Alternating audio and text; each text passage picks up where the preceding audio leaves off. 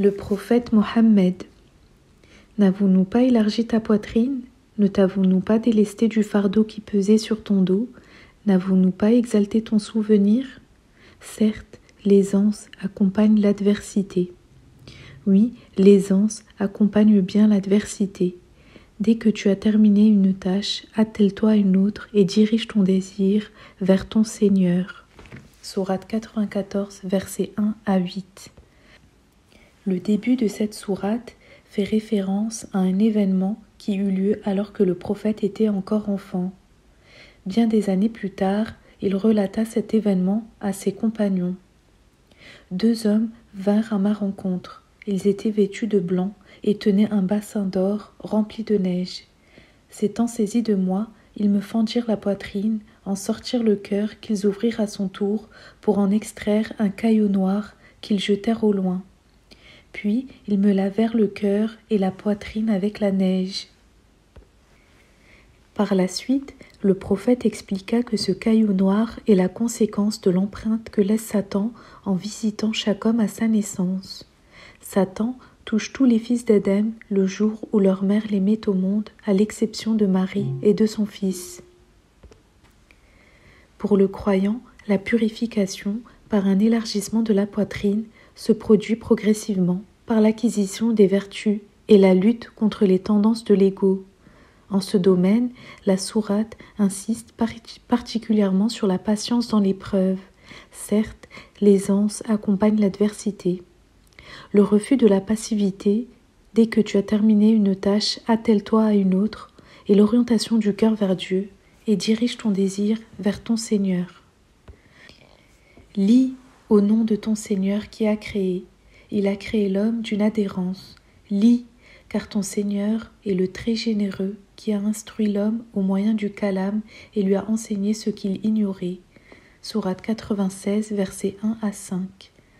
Ces 5 versets constituent la toute première révélation faite au prophète alors qu'il était en retraite spirituelle dans la grotte de Hira, près de la Mecque. Âgé de 40 ans, le prophète ressentit le besoin de se retirer du monde. Ces versets lui furent transmis par l'ange Gabriel qui vint le voir dans sa retraite sous la forme d'un homme. « Lis » lui ordonna l'ange, à quoi il répondit « Je ne suis pas de ceux qui lisent ». L'ange saisit alors le prophète et le serra dans ses bras jusqu'à l'extrême limite de ce qu'il pouvait supporter et lui ordonna à nouveau « Lis ». Et le prophète réitéra sa réponse « Je ne suis pas de ceux qui lisent ». L'ange le saisit une 2e fois pour le soumettre au même traitement et lui donner le même ordre. La réponse du prophète fut encore « Je ne suis pas de ceux qui lisent ». Gabriel le prit une 3e fois dans ses bras pour l'étreindre comme auparavant, et lorsqu'il le relâcha, il récita au prophète les versets précités.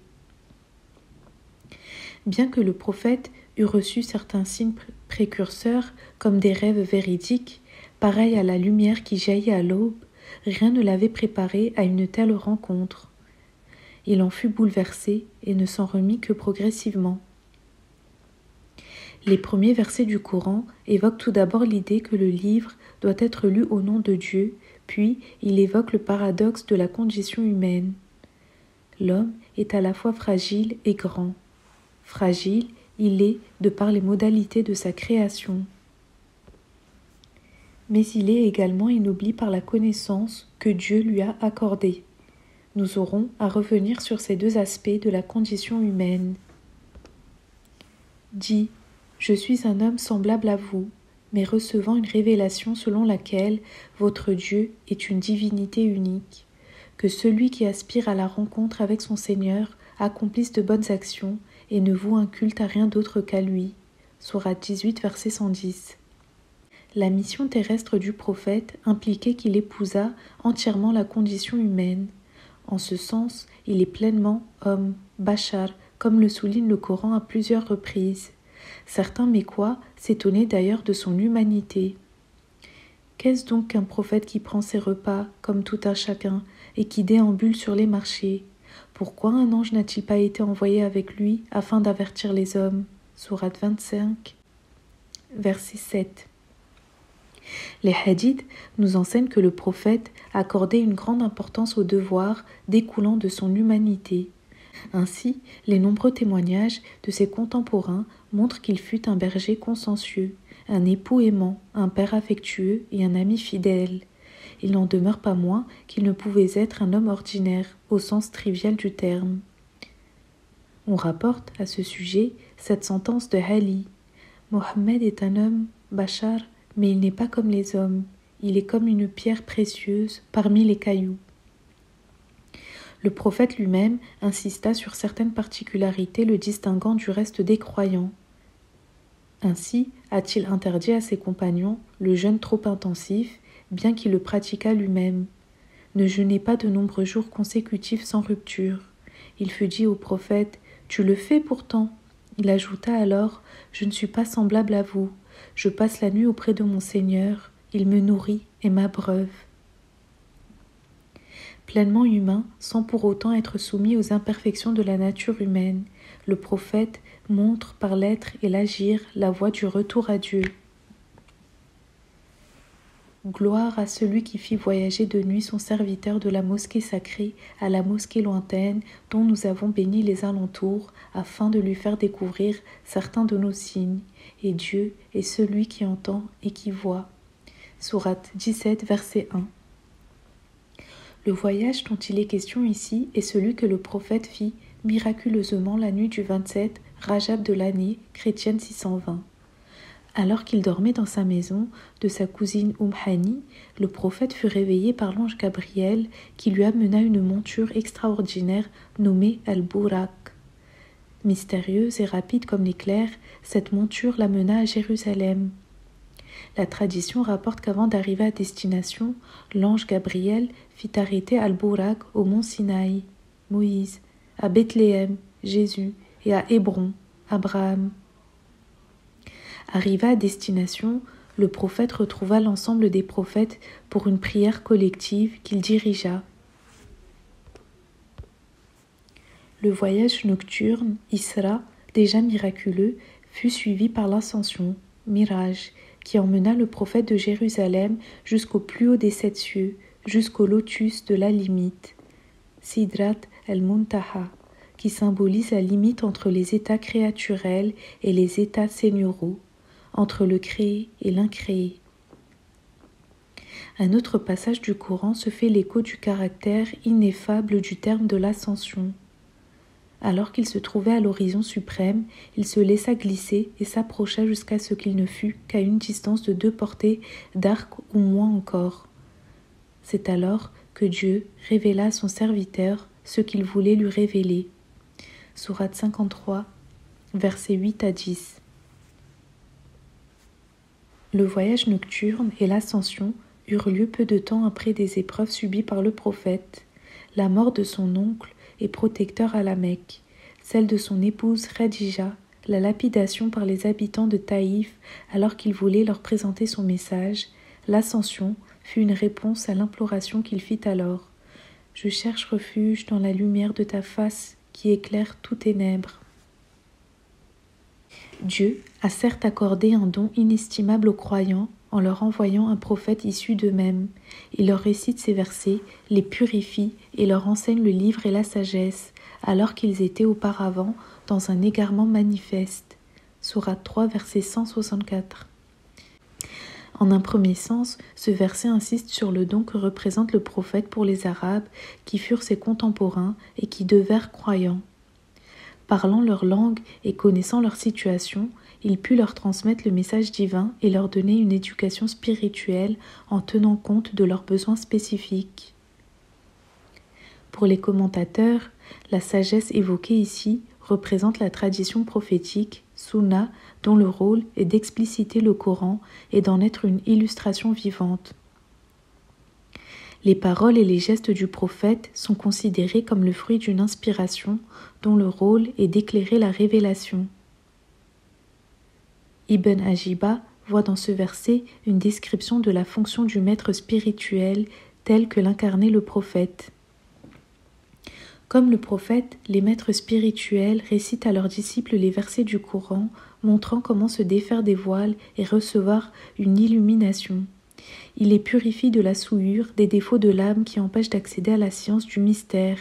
Il les mène de la prison des sens à la contemplation de la proximité de Dieu. Les maîtres spirituels montrent à leurs disciples comment joindre la conformité à la loi, shari'a, et la réalisation de la vérité, haqiqa, comme s'ils étaient auparavant dans un égarement manifeste.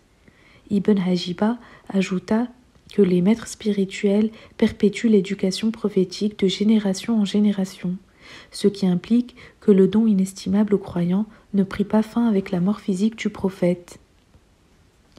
Ô prophète, nous t'avons envoyé à la fois comme témoin, annonciateur de bonnes nouvelles et avertisseur.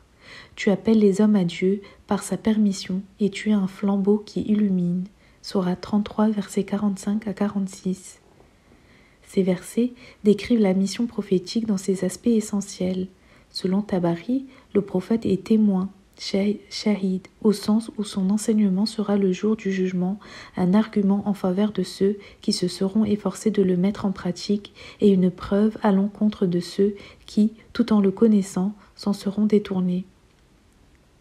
Il est annonciateur, mubashir, des bonnes nouvelles, du pardon divin et du paradis pour les croyants. Enfin, il avertit les hommes, nadir, des conséquences de leur action et du châtiment de l'enfer attendant ceux qui auront été foncièrement rebelles envers leur Créateur. Une mission prophétique ne dérive pas d'une initiative humaine mais d'une permission divine. Celle-ci est la garante d'une bénédiction et d'un agrément de Dieu. Le flambeau non seulement éclaire mais peut également transmettre sa flamme et allumer d'autres flambeaux. C'est ce que souligne l'émir Abdelkader lorsqu'il commente ce verset. Le prophète est le flambeau duquel tirent leur flamme tous les autres flambeaux, de même qu'un flambeau peut en allumer de nombreux autres. La réalité mohammadienne est le flambeau d'où dérive la lumière de tous les prophètes, de tous les saints, de tous les anges, mais également les lumières visibles du soleil, de la lune et des étoiles. Bien entendu, ce n'est pas l'aspect humain du prophète qui est visé ici, mais sa réalité métaphysique que Razali nomme la niche de la prophétie. En vérité, tu es doté d'une noblesse de caractère suréminente. Sourate 68, verset 4. Le terme arabe « khuluq », traduit ici par caractère, peut se comprendre à plusieurs niveaux. En un premier sens, il peut s'appliquer aux traits caractéristiques de la personnalité. Plus profondément, il désignera l'ensemble des vertus spirituelles que manifeste un homme. Enfin, il peut désigner la nature de son esprit, laquelle lui est donnée dès avant sa vie terrestre. Le serviteur du prophète, Anas ibn Malik, déclara « J'ai servi l'envoyé de Dieu pendant 10 ans, sans que jamais il ne me réprimande et sans que jamais il ne me demande pourquoi j'avais fait telle chose ou pourquoi je n'avais pas fait telle autre. » Interrogée sur le caractère du prophète, son épouse Aïcha répondit « Son caractère était le Coran ». Cette réponse témoigne à la fois du comportement quotidien du prophète et de sa nature spirituelle. Pour éclairer ces deux aspects, il faut prendre en compte le rôle d'exemple et de guide spirituel du prophète. En résumé, et en laissant de côté les approfondissements mystiques du caractère de Mohammed, nous dirons, en bon historien, que le prophète fut généreux, patient, noble et profondément humain dans le meilleur sens du mot. D'aucuns nous feront sans doute remarquer que cela est bien beau, mais que c'est peu de choses, ou la moindre des choses, pour un fondateur de religion. Nous répondrons qu'au contraire, cela est immense si ce fondateur a su inculquer ses qualités à ses disciples proches et lointains, s'il a su faire de ses propres vertus les racines d'une vie spirituelle et sociale et leur conférer une vitalité qui traverse les siècles. Tout est là. Nous ne t'avons envoyé que comme une miséricorde pour les mondes. Sourate 21, verset 107.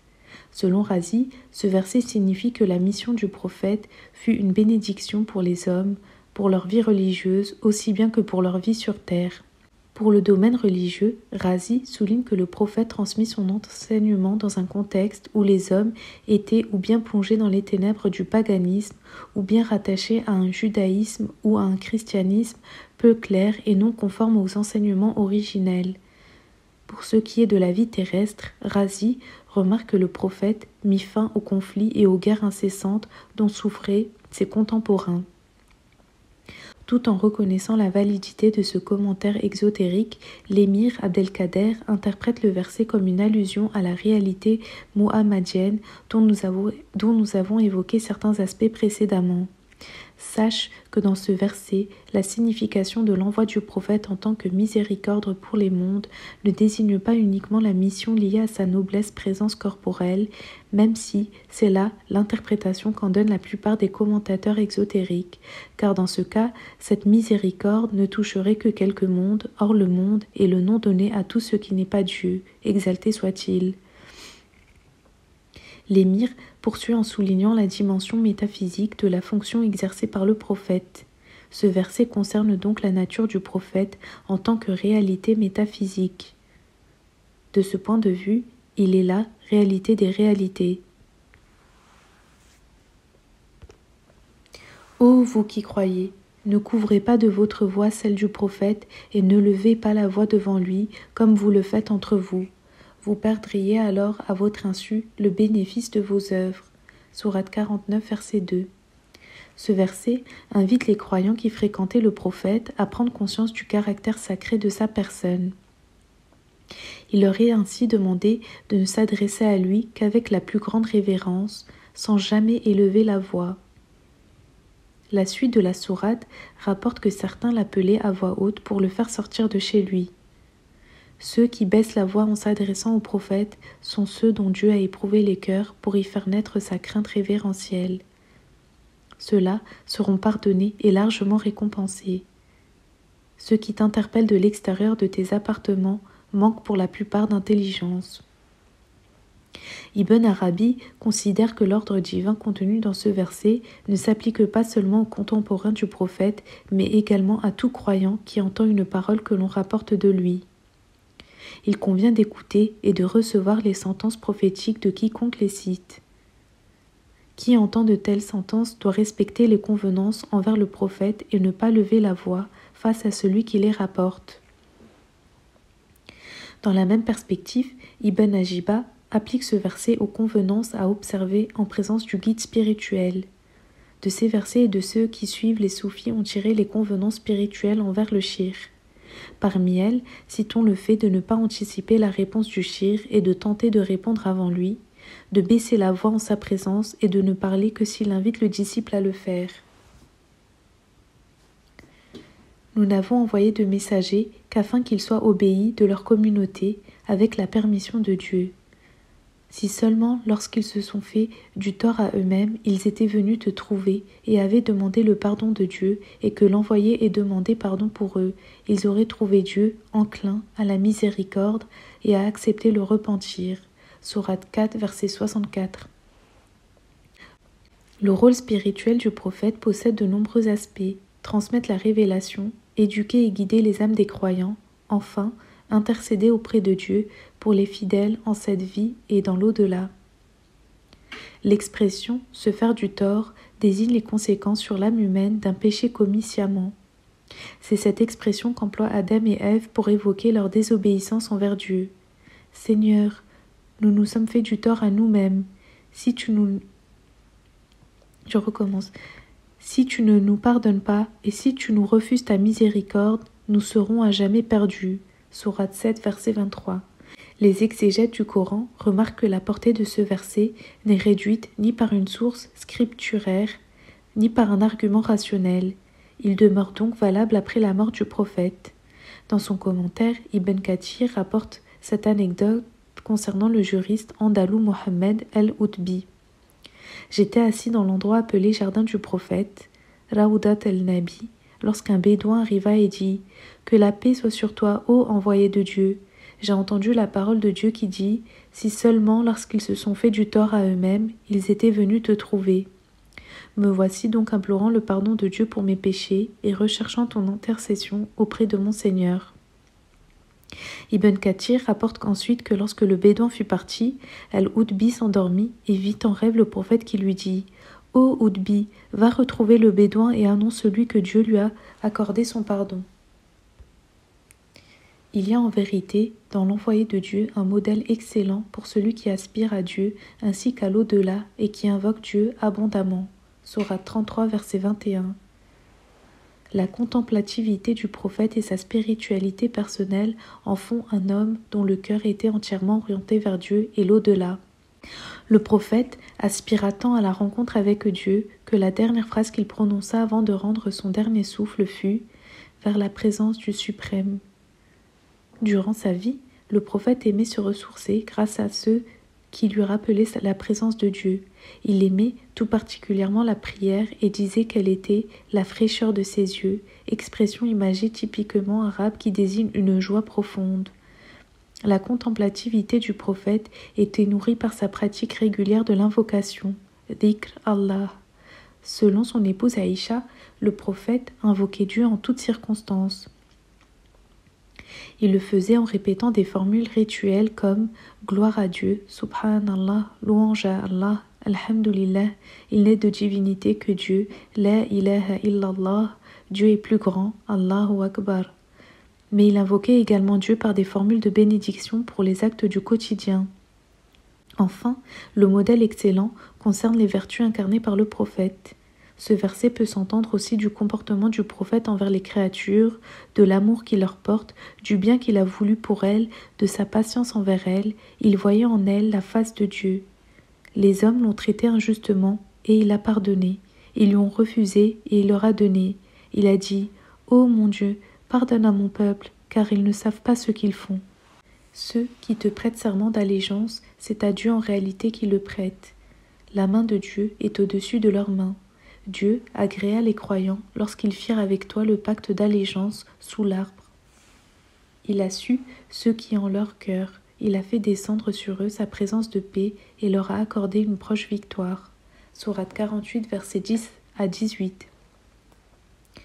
En l'an 6 de l'Hégire, le prophète décida d'accomplir un petit pèlerinage, Omra, et pensait que les Koraïchites ne s'y opposeraient pas. Près de 1500 musulmans accompagnèrent le prophète. Les Koraïchites refusèrent l'accès du sanctuaire de la Mecque aux pèlerins. Alors que tout espoir d'accomplir la Umrah était perdu, le prophète fut saisi d'un état comparable à celui qui le saisissait lors de la révélation des versets du Coran. Il demanda ensuite à l'un de ses compagnons de transmettre aux autres ce message. L'Esprit Saint est descendu sur le prophète et ordonne l'allégeance. Avancez-vous donc au nom de Dieu pour lui prêter serment. Ce serment d'allégeance est appelé Bayat al-Ridwan, en référence à l'agrément de Dieu évoqué par ce verset. Les maîtres spirituels perpétuèrent cette pratique si bien qu'il en existe des chaînes de transmission ininterrompues. Ils considèrent que ce fut là l'occasion d'une initiation, d'une transmission de baraka, d'influx spirituel bénéfique. Ce dernier fut renforcé par la descente de présence de paix, Sakina, laquelle pénètre le cœur et l'illumine. Commentant un hadith affirmant que la présence de paix descend sur ceux qui invoquent Dieu collectivement, Mounawi écrit « La présence de paix apporte au cœur l'illumination, fait disparaître les ténèbres psychiques et renforce l'aspiration spirituelle. »